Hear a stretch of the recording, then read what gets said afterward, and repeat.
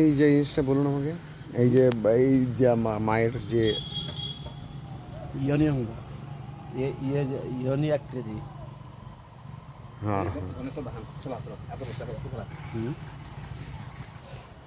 আপনারা দেখতে পাচ্ছেন এখানে মার্কেন্ড ঋষিমুনি উনি এখানে সাধনা করে দেবী দুর্গাকে পেয়েছিলেন।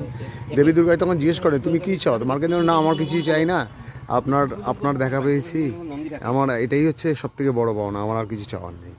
তখন দেবী দুর্গা বললো না, আমি তোমাকে অমরত্ব দান করছি, তুমি অমর হয়ে থাকো, তুমি আমারই সাধনা করো। সেই থেকে মার্কেন্ডেয় ঋষিমুনি এই পাহাড়ের মধ্যে কোনো একটা গুপ্ত স্থানে উনি সাধনা করছেন। হ্যাঁ, পূজারী বললেন আমাকে, আমরা কেউ তাকে দেখতে পাই না, অথচ উনি কিন্তু এখনও সাধনা করে যাচ্ছেন এই পাহাড়ের মধ্যে কোনো একটা গুহায়, এই চারিদিকে। হ্যাঁ, এখানেই কোথাও উনি আছেন, হয়তো আমাদের দেখতেও পাচ্ছেন এই মুহূর্তে। তো ওখানে দেখালেন ভট্টাচার্য, ওনার টাইটেলও ভট্টাচার্য। তো উনি বললেন দেখো, এটাও অনেকটা মায়ের জন্য চিহ্নের মতো।